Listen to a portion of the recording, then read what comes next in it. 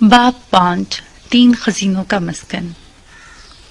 اس نے خواب میں دیکھا وہ ایک دلان میں کھڑی ہے، سرخ اینٹوں والا کھلا سا صحن، سر اٹھا کے سامنے دیکھتی ہے۔ 3 اطراف میں کمرے ہیں، ایک لکڑی کا 2 منزلہ گھر جیسے پرانے لاہور کے بازار میں بنی پرانی حویلیاں۔ بالائی منزل کے کمروں کے آگے بالکنیاں کھلتی ہیں جن میں گملے رکھے ہیں۔ صحن کے ایک کونے میں ایک گول چبوترا بنا ہے جس پہ ایک مجسمہ نصب ہے، چوغا پہنے کھڑے آدمی کا مجسمہ جس کی میان میں تلوار ہے۔ وہ خواب کی کیفیت میں قدم اٹھاتی ہے، آگے چلتی جاتی ہے۔ مجسمے کے پیچھے وہ اس قلعے اور حویلی نما گھر کی دیوار کے پاس وہ آ رکتی ہے۔ دیوار کے ایک کونے میں الفاظ کھدے نظر آتے ہیں جیسے گیلے گارے اور سیمنٹ میں کسی نے کھود کھود کے لکھا ہو۔ وہ الفاظ چمک رہے ہیں: تاشا جو شہزادیوں جیسی تھی اور جس نے ایک غلام سے شادی کی تھی۔ نیچے ایک طویل نظم لکھی ہے جو دھندلی سی ہے۔ وہ ان الفاظ پر ہاتھ پھیرتی ہے، پھر آوازیں سنائی دیتی ہیں، اس کی اپنی آواز سکوں کی کھنک کے درمیان۔ ایک دن ایڈم، میں اور تم اس گھر میں دفن خزانہ ڈھونڈنے آئیں گے۔ وہ چونک کے گردن گھماتی ہے۔ گھر تنہا ویران پڑا ہے، وہاں کوئی نہیں ہے، مگر یوں لگتا ہے گویا در و دیوار بول رہے ہیں، جیسے یادیں آواز کی صورت سنائی دے رہی ہیں۔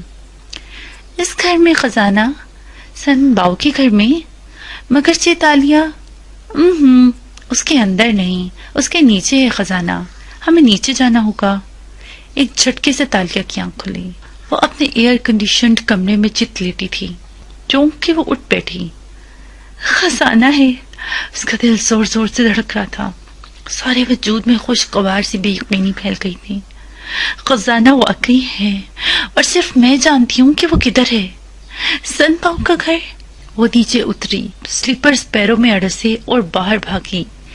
نیچے آئی تو داتن کچن میں کام کر رہی تھی۔ پین کیک کی خوشبو، تازہ مشروم کا آملیٹ، خستہ کری پفس کی مہک۔ وہ اہتمام سے ناشتہ کر رہی تھی، یقیناً اپنے لیے، کیونکہ جانتی تھی تالیہ یہ سب نہیں کھاتی۔ داتن، میری کالی موٹی برائلر مرغی! وہ خوشی سے چیختی، سیڑھیاں اترتی بھاگتی ہوئی اس کے پاس آئی اور کندھوں سے تھام کر اسے اپنی طرف گھمایا۔ داتن کے ہاتھ سے کف گر گیا، وہ بکھلا گئی۔ کیا ہم پکڑی گئی تالیہ؟ داتن، داتن! وہ اتنی خوش تھی کہ موٹی کی بات سنی بھی نہیں۔ داتن، خزانہ ہے سن باؤ کے گھر میں نے خود دیکھا ہے۔ داتن نے پہلے الجھ کے اسے دیکھا، پھر اس کے تنے اعصاب ڈھیلے پڑے، سمجھ کے گہری سانس لی۔ خواب میں نا، میرے خواب جھوٹے نہیں ہوتے، وہ سن باؤ کا گھر ہے، 3 نگینوں کا گھر، 3 خزانوں کا گھر۔ اور کہاں ہے وہ گھر؟ وہ سنجیدگی سے تالیہ کا خوشی سے تمتماتا چہرہ دیکھ رہی تھی۔ ملاقہ میں ایک ہی تو گھر ہے جس کو سن باؤ کا گھر کہتے ہیں، وونگلی کا گھر، جو وون فاتح کی ملکیت ہے، اور میں نے کل سنا وہ اس کو بیچنا چاہ رہا ہے۔ وہ خوشی سے گلابی پڑتی بتا رہی تھی۔ تالیہ، مجھے تم سے بات کرنی ہے اور تمہارے خوابوں پہ پانی پھیرنا ہے، داتن نے آہستہ سے کہا۔ چونکہ میں امیر ہونے والی ہوں اس لیے تمہاری کسی بدگوئی کا برا نہیں مناؤں گی۔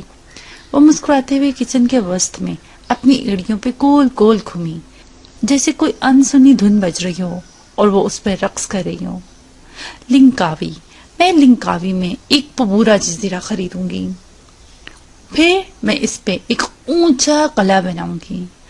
وہ مہارت سے گول گول گھومتی ایک کونے سے دوسرے پہ جا رہی تھی جیسے برف کے اوپر سکیٹنگ کر رہی ہو۔ تالیہ، کوئی خزانہ نہیں ہے، داتن نے سے افسوس سے دیکھا۔ ایک دفعہ پھر کہو یہ بات موٹی اور تمہیں میں اپنے محل کا سب سے چھوٹا کمرہ دوں گی۔ اس کے پیر برق رفتاری سے گھوم رہے تھے اور وہ لٹو کی طرح آگے سیڑھیوں تک جا رہی تھی۔ تالیہ، وہ چابی ملعون ہے، اب تمہیں سرونٹ کوارٹر ملے گا۔ وہ گھومتے گھومتے رکی، چہرے سے سنہری بال ہٹائے اور لاپرواہی سے کہہ کے سیڑھیاں چڑھتی گئی۔ داتن بے بسی سے واپس چولہے کی طرف پلٹ گئی۔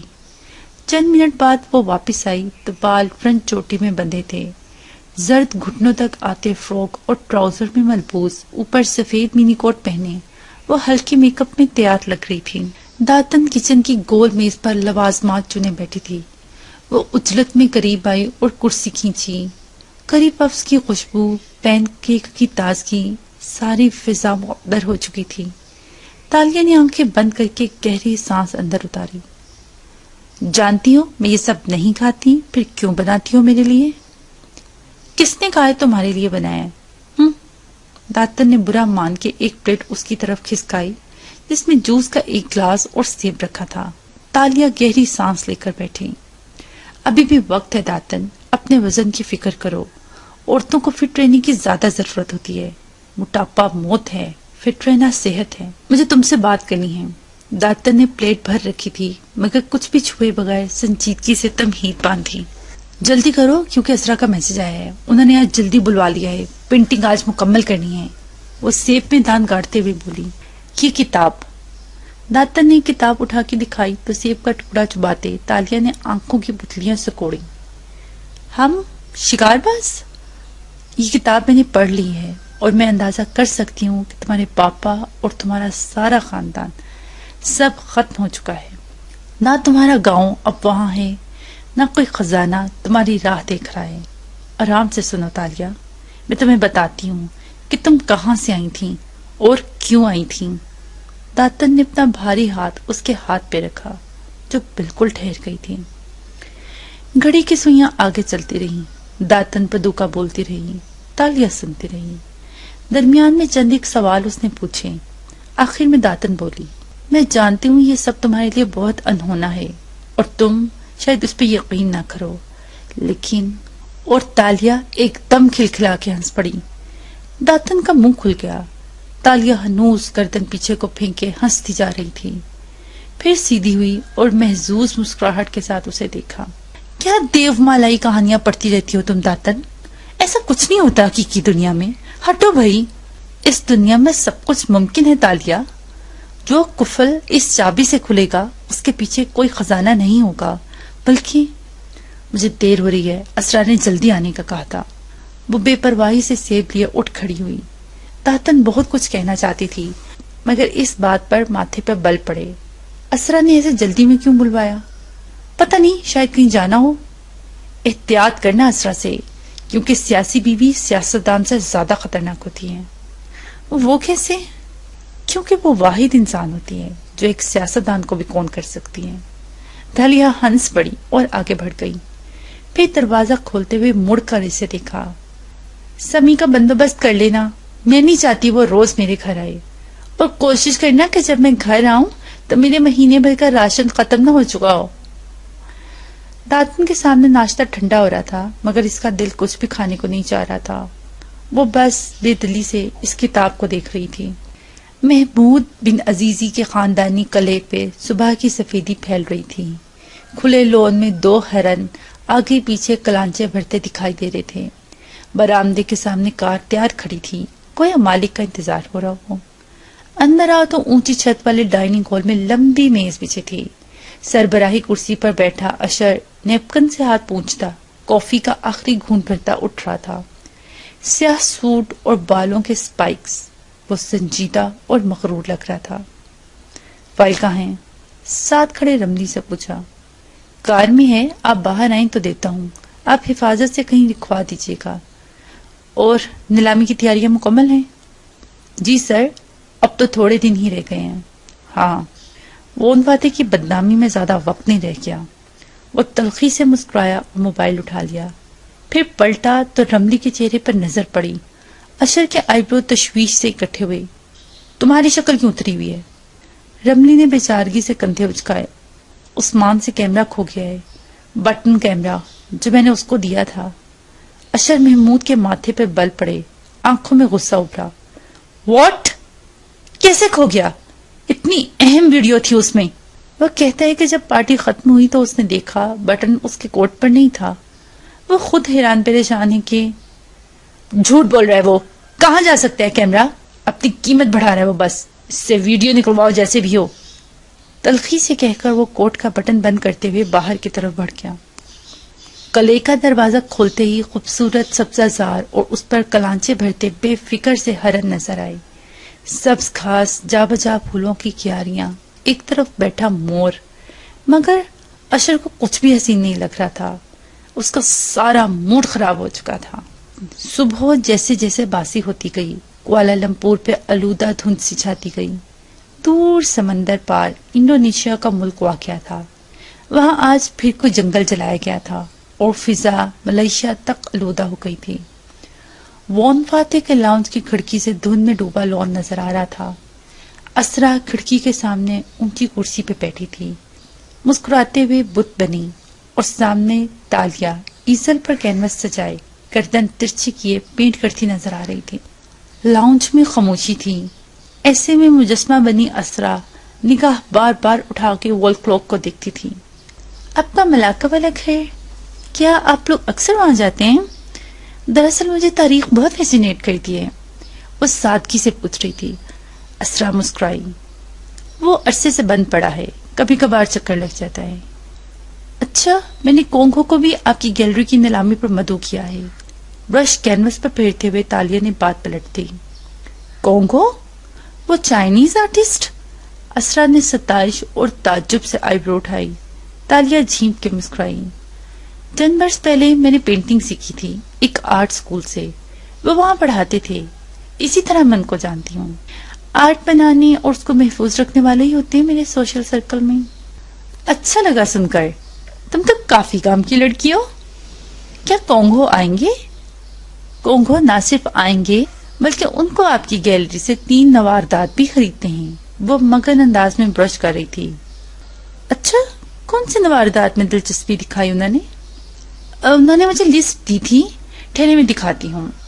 برش کا کونا دانتوں میں دبایا اور ساتھ رکھا پرس اٹھایا، زپ کھولی، احتیاط سے طے شدہ کاغذ نکالا اور اسرا کو جا کے دے آئی، پھر واپس کھڑی بے نیازی سے پینٹ کرنے لگی۔ عثمانی سلطنت کا خطاطی کا اجازہ۔ اسرا کاغذ کھول کے پڑھ رہی تھی۔ بالکل، یہ نیلامی پہ ہوگا، اور یہ 10ویں صدی کا شمالی افریقہ کا قرآن کا نیلے رنگ کا نسخہ، یہ بھی میری کلیکشن میں ہے۔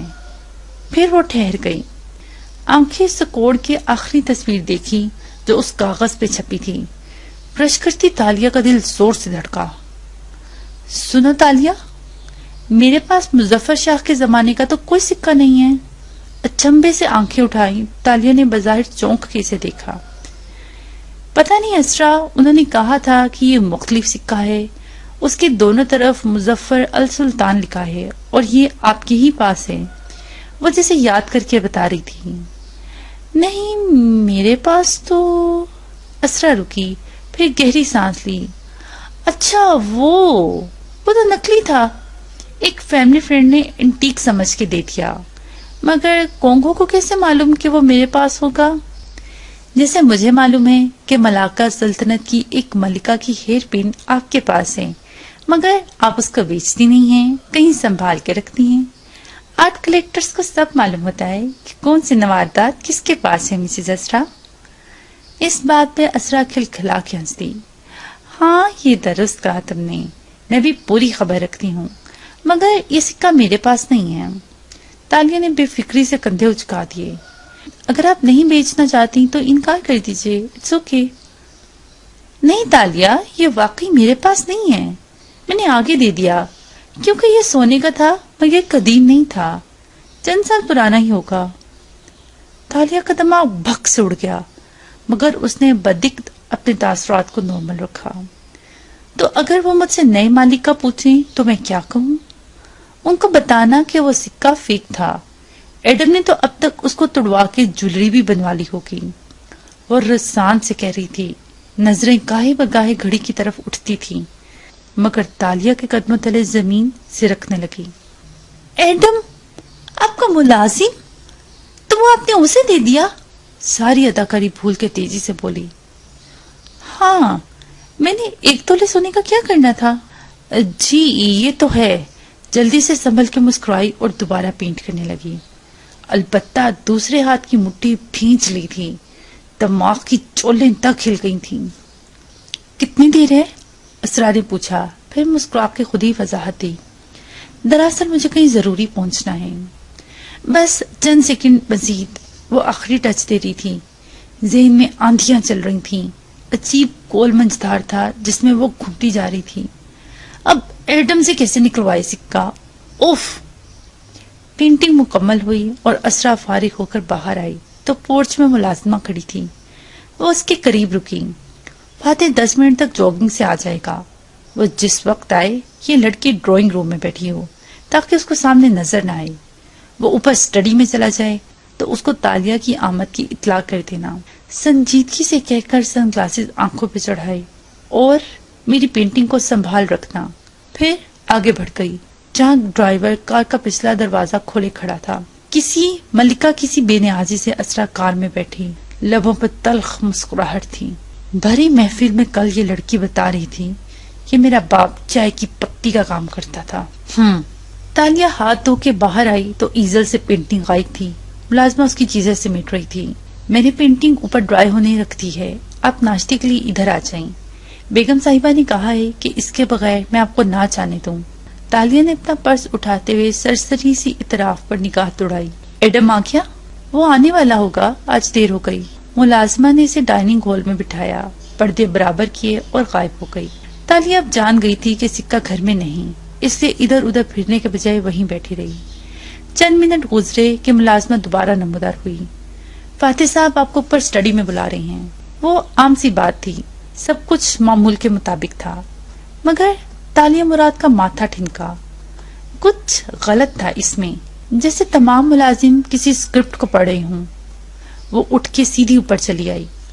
تیز گہری نگاہیں گھما کے اطراف کو بھی دیکھتی تھی, جیسے کچھ سونگنے کی کوشش کر رہی ہو. اسٹڈی کا دروازہ دستک دے کر دھکیلا تو منظر سا کھلتا چلا گیا. دیوار سے لگی کتابوں کے ریک, آبنوسی میز اور اس کے پیچھے ٹیک لگا کے بیٹھا وان فاتح رامزل. وہ سوٹ اور ٹائی میں ملبوس تھا. کوہنی کرسی کے ہتھ پہ جمائے, دونوں انگلیاں گال تلے رکھے, فاتح اس کے اوپر آنکھیں جمائے ہوئے تھا. آؤ, وہ گہری نظروں سے اسے دیکھ رہا تھا.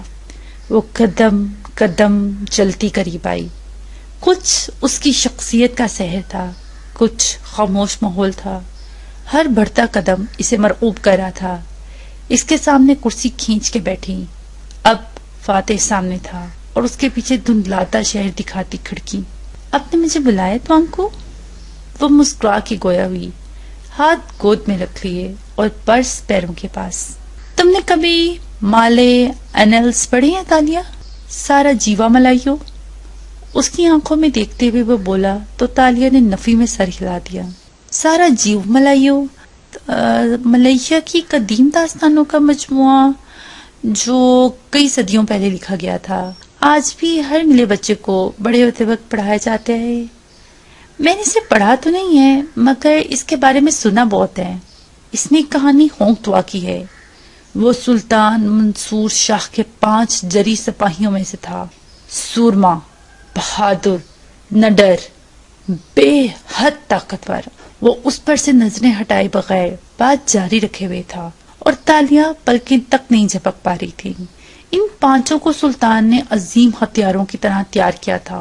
ہونگ توا ان کا لیڈر تھا, سب سے طاقتور, مگر اس کی بڑھتی مقبولیت اس کے لیے مسائل پیدا کرنے لگی. لوگوں کو اس سے حسد ہونے لگا. یوں ایک دن سلطان کو غلط فہمی ہوئی کہ ہونگ توا نے حرم کا اصول توڑا ہے, تو اس نے وزیر اعظم کو حکم دیا کہ ہونگ توا کو قتل کر دیا جائے. یہاں پر اس نے وقفہ دیا. وہ آنکھوں کی پتلیاں سکوڑے اسے باغور دیکھ رہی تھی, کوئی سمجھنے کی کوشش کر رہی ہو. وزیر دانا آدمی تھا. اس نے ہونگ توا کو قتل کرنے کے بجائے چھپا دیا. فاتح نے نظریں تالیہ پہ جمائے بات جاری رکھی, مگر باقی چاروں کے اندر غصہ اور بغاوت جنم لینے لگی. یہاں تک کہ ایک دوسرے سورما نے ایک دن محل میں ہنگامہ برپا کر دیا. وہ ہونگ توا کی موت کا بدلہ لینا چاہتا تھا. سلطان نے اسے گرفتار کرنے کا حکم دیا, مگر کوئی سپاہی اس کے قریب جانے کی ہمت نہیں رکھتا تھا. ایسے میں وزیر نے بادشاہ سے ہونگ توا کے لیے امان طلب کی اور بتایا کہ اس نے ہونگ توا کو مارا نہیں تھا اور صرف وہی اپنے ساتھی سورما کو پچھاڑ سکتا ہے. چنانچہ وزیر ہونگ توا کو لے آیا اور بادشاہ نے اسے معاف کر دیا. پھر دونوں سورماؤں میں مقابلہ ہوا اور ہونگ توا نے باغی سورما کو, جو ہونگ توا کی موت کا ہی بدلہ لینے آیا تھا, مار دیا اور ایک دفعہ پھر سے سلطان کا پسندیدہ بن گیا. اسٹڈی میں سناٹا چھا گیا. فاتح کے عقب میں کھڑکی کے شیشے پہ اتنی دھند جمع تھی کہ سارا منظر دھندلا گیا تھا. تمہارا اس کہانی کے بارے میں کیا خیال ہے تاشا؟ یہی کہ یہ ایک بیکار کہانی ہے جس میں ہونگ توا نے اس سلطان سے وفا کی جو اسے ناحق قتل کی سزا سنا چکا تھا، اور اس دوست کی جان لے لی جو اس کے لیے ہی لڑا تھا۔ میں نے یہ کہانی سن رکھی ہے اور میں کبھی نہیں سمجھ سکی کہ ہونگ توا کے دوست نے ہونگ توا کو زندہ دیکھ کر ہتھیار کیوں نہیں ڈال دیے، یا شاید وہ اپنی انا کے پیچھے لڑتا رہا۔ آپ کا اس کہانی کے بارے میں کیا خیال ہے توانکو؟ یہی کہ اسی کو سیاست کہتے ہیں، طاقت کی جنگ۔ جیسے ہی ہونگ توا نے طاقتور سلطان کی طرف جاتا دروازہ کھلتا دیکھا، اس نے اپنے دوست کو مارنے سے بھی گریز نہیں کیا۔ کچھ لوگ انسانوں سے وفادار ہوتے ہیں، کچھ طاقت سے، اور میں یہی تمہیں سمجھانا چاہتا ہوں تاشا۔ وہ آگے کو ہوا اور دونوں ہاتھ باہم پھنسائے بات جاری رکھی۔ تم نے وون فاتح کے گھر سے ایک شے چرائی ہے، وہ چونکی، اور میں چاہتا ہوں کہ تم وہ مجھے واپس لا دو تاکہ میں تمہارے خلاف پولیس میں شکایت نہ کروں۔ تالیہ بالکل سن ہو گئی، پیر سے نیچے رکھے پرس کو چھوا جس میں وہ بریسلٹ ابھی بھی موجود تھا۔ یا اللہ، ان کو کیسے علم ہوا؟ میں نے آپ کے یہاں سے چوری کی ہے؟ میں یقینی سے دہرایا۔ اور تم نے وہ فائل اشر کو دی ہے، میں جانتا ہوں۔ تالیہ کے آئی برو اکٹھے ہوئے، وہ ٹھٹکی۔ کون سی فائل؟ میں جانتا ہوں تم یہ عیش کے لیے کر رہی ہو اور اس کے ساتھ پرتعیش زندگی گزارنا تمہارا خواب ہوگا۔ میرا خیال ہے تم اتنی امیر نہیں ہو جتنا خود کو ظاہر کرتی ہو، کیونکہ ایک زمانے میں تم ایکسٹرا کردار کی طرح تھیٹر میں کام کرتی تھی۔ تاشا اکاپوا، یاد ہے؟ اس کے علاوہ بھی تمہارے بارے میں کچھ بہت ڈس آنیسٹ سا ہے جو مجھے کھٹکتا ہے، لیکن مجھے اس سب سے کوئی غرض نہیں، کیونکہ آج کے بعد تم ہمارے گھر نہیں آؤ گی۔ تالیہ کی رنگت سرخ پڑ چکی تھی، لب کپ کپانے لگے تھے۔ وہ اٹھی اور ہتھیلیاں میز پہ رکھے جھکی۔ آپ نے مجھے ایک ہی سانس میں جھوٹی، چور، فراڈ اور گولڈ ڈگر کہہ دیا فاتح صاحب۔ اس کی آنکھوں میں آنکھیں ڈال کے وہ غرائی۔ جیسا کہ میں نے کہا کہ مجھے اس سے کوئی فرق نہیں پڑتا کہ تم اپنی زندگی میں کیا کرتی ہو، مجھے صرف اپنی فائل واپس چاہیے۔ وہ ہلکے سے کندھے اچکا کے رسان سے بولا، بالکل ٹھنڈا، کوئی غصہ تیش کچھ بھی نہیں۔ میں نے آپ کی کوئی فائل نہیں چرائی۔ اس کی آنکھیں گلابی پڑی تھیں اور گلا روندھ رہا تھا۔ دیکھو تالیہ، تاشا، واٹ ایور، کل تک اگر مجھے میری فائل نہیں ملتی تو مجھے اس سے کوئی فرق نہیں پڑے گا، تمہیں پڑے گا۔ تمہاری اپنی کریڈیبلٹی خراب ہوگی۔ ویسے بھی اشر کو جیسے ہی طاقت میری طرف نظر آئے گی، وہ اپنی پرانی سپوں میں واپس آنے کے لیے تمہارے ساتھ وہی کرے گا جو ہونگ توا نے اپنے دوست کے ساتھ کیا تھا۔ دھند بڑھتی جا رہی تھی، اتنی کہ کمرے میں بھی بھرنے لگی تھی۔ تالیہ اسی طرح ہتھیلیاں میز پہ رکھے زخمی نظروں سے اسے دیکھے گئی۔ تم ایک آزاد انسان ہو، میری فائل تو مجھے مل جائے گی، لیکن تمہیں اپنی نظروں میں معتبر ہونے کے لیے کوئی اخلاقی قدم لینا ہوگا۔ اب تم جا سکتی ہو۔ وہ میز سے ہاتھ ہٹا کے سیدھی ہوئی، چند لمحے سلگتی آنکھوں سے اسے دیکھتی رہی، پھر 2 قدم پیچھے ہٹی۔ آپ کو واقعی انسانوں کی پہچان نہیں ہے توانکو۔ وہ اب سیل فون اٹھاتے ہوئے کھڑا ہو رہا تھا، سنجیدہ اور بے نیاز۔ ملاقات کا وقت ختم ہو چکا تھا۔ تالیہ پیچھے ہٹتی گئی، یہاں تک کہ اس کی کمر سے دروازہ لگا تو وہ مڑی اور باہر نکلی۔ دھند سی جیسے چھٹی، سانس بحال ہوا۔ اس نے چند گہرے سانس لیے۔ وون فاتح کا اونچا محل خاموش پڑا تھا، ملازم کونوں میں دپک گئے تھے۔ سارا کھیل اسے سمجھ آ گیا تھا۔ اسرا محمود، تم نے مجھے کون کیا؟ تم نے حالم کو کون کیا؟ تم نہیں جانتی کہ حالم کون ہے؟ وہ تیزی سے زینے پھلانگ رہی تھی۔ گدلی دھن نے قلعے کو اپنے حصار میں لے رکھا تھا۔ دھن میں اشر کی کار تیار کھڑی تھی اور اشر ناشتے کے بعد رملی سے بات کر کے برے موڈ کے ساتھ ابھی باہر نکلا تھا، مگر پھر وہ ٹھٹک کے رکا۔ ایک کار تیزی سے اندر آئی، اس کی فوگ لائٹس آن تھیں۔ وہ سیدھی برآمدے کے سامنے آ رکی۔ چند لمحے بعد اسرا اس سے نکل کر برآمدے کی زینے چڑھتی اوپر آئی۔ سرمئی کوٹ اور سکرٹ میں ملبوس، بالوں کا جوڑا بنائے وہ برے موڈ میں لگ رہی تھی۔ کاکا، اتنی صبح؟ وہ مسکرایا مگر اسرا نہیں مسکرائی۔ میں پریشان ہوں ایش، فاتح بہت غصے میں ہے۔ ان کو شک تو نہیں ہوا؟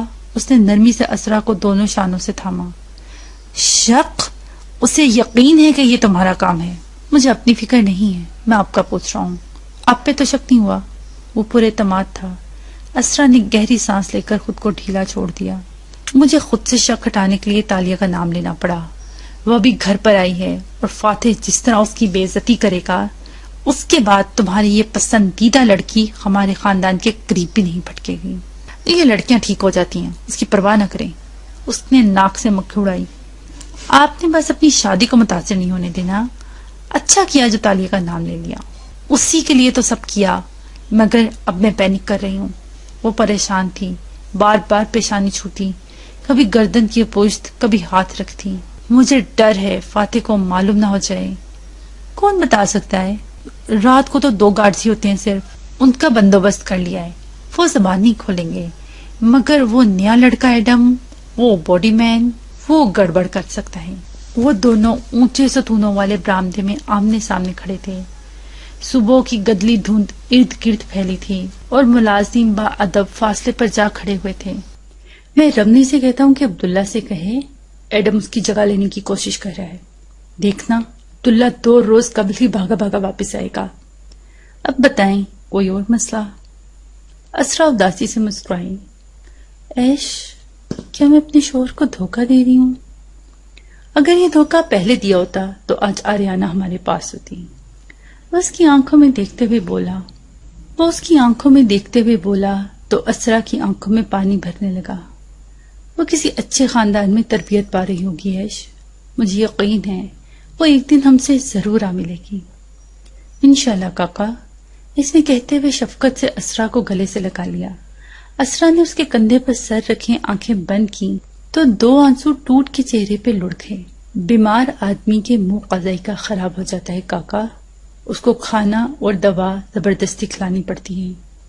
آبنگ جنون کے ہاتھوں بیمار ہیں، آپ کی دوا ان کو ناگوار گزر رہی، مگر یہی ان کا علاج ہے۔